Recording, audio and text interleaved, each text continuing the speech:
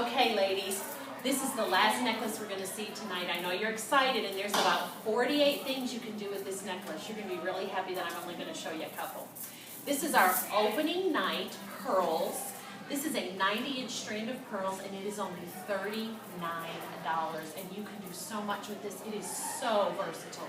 Now, before we get started in some of these little tricks I want to teach you, I want to take a moment and share with you using this necklace about the clip it. I've been promising you about clip it all night. Well, now I'm going to teach you what to do when you have a head and you need to double or triple or even quadruple your jewelry. So let's look at doubling first. Now, because this is so long, I'm going to really quadruple with these pearls because they really are crazy long. I'm going to put this little clip it. Now I want to tell you about this. This is a $10 device, and those of you that remember twisty beads in the 80s know about these because we used to use them. But those of you that are too young, like Dina, I'm just going to tell you this device has been around a long time. It makes your jewelry obedient.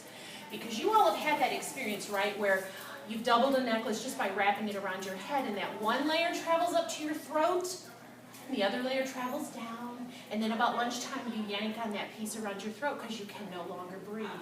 Well, this is going to solve that. This makes your necklaces stay in place. Now, here's the thing I want to share with you about clip it.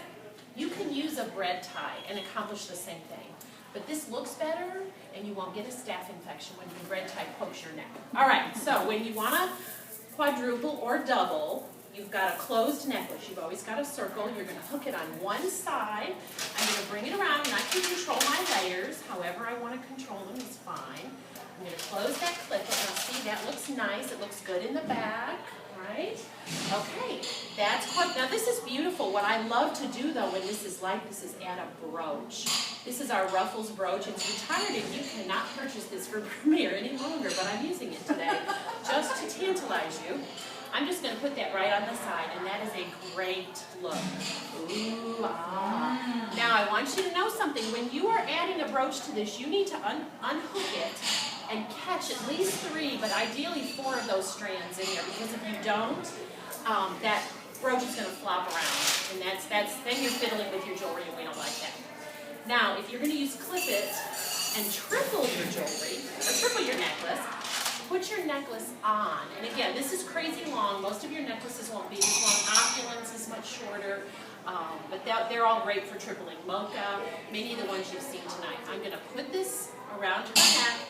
I'm crossing it over, pulling my 2 tabs to the back. Where you grab these is going to determine where your layers fall. So whether you want them all the same length or whether you want one to be a little longer and have them graduated, totally up to you, doesn't matter. But that's tripling, you get the same concept. It's great. So that's clip it, ladies. They're only $10 and they come in 4 finishes. Okay, now let's look at what else we can do with these pearls. You're allowed to tie knots in these pearls. I really don't ever want you to knot your jewelry. But you're allowed to knot these pearls if you're gentle. This is one fun look that we love. This is kind of the flapper look. Sometimes I do shows and they don't know what a flapper is. That's very traumatic to me. But that's kind of our flapper look. This is very lengthening too. Look at what a great line you get when you do that. There's also what I call my going to the opera knot, and that's when we take a big chunk in the middle. This is a little more formal. I love it. Ooh,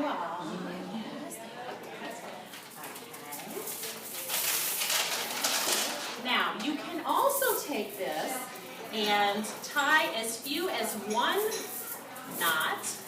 And I actually think this is a great look. If you're tall, you got to get to, I love that. But you can have up to 5 knots in here. I'm going to show you 3 just because I want you all to get an idea of how this works. Don't be symmetrical with your knots. In my life, you know, if there's a candle on the right, there's a candle on the left. And so there's a lot of symmetry there. But in jewelry, we don't want to have too much symmetry. We want to be a little unbalanced. The nice thing, too, is if you get your knot in the wrong place, it'll slide. So, again, you need your clip it or your bread tie, and you're just going to pull that together. I'm going to do this a little bit like this. Yeah, you get the idea of having those knots. If there's 5 knots, it's going to be a little bit shorter on you. So whatever you like, you can do this sitting at a stoplight. It's wonderful. Okay. Now, a couple of other non-necklace uses for this. You all know this can be a belt, really.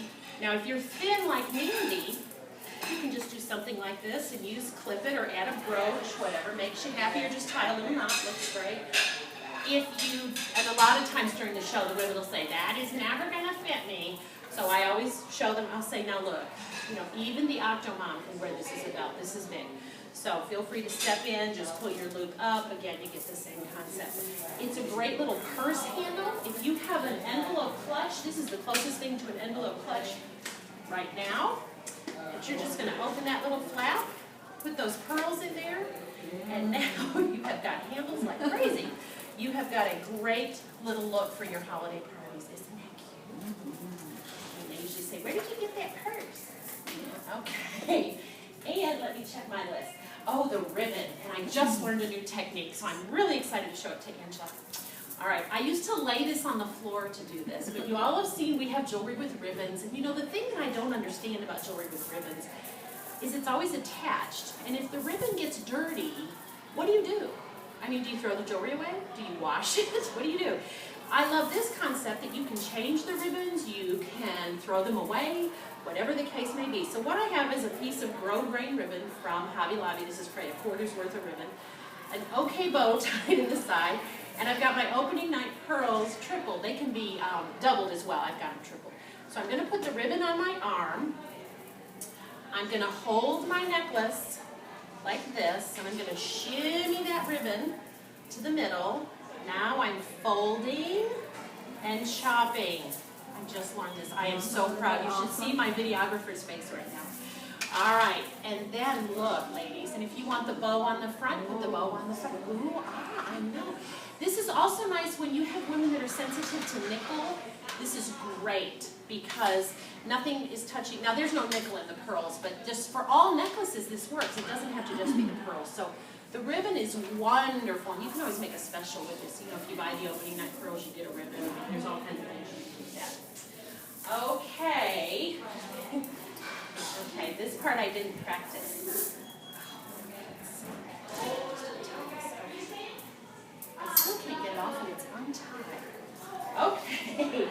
Now another fun one that I just learned from Rhonda is to twist. I know why she did this. This is okay. You have to be a little patient with this because there is an excessive amount of twisting to make it behave. But I'm really, really, really, really twisting. And then what will happen as you bring these together, they'll kind of wrap around each other. Oops. All right, and that's another great thing we can do with these pearls. And like I say, ladies, there's lots more. It's just a matter of how long you can stand here and talk. Now, the last thing I want to show you is how we crochet our pearls. And all of you learned how to crochet when you were little, right? No? Okay.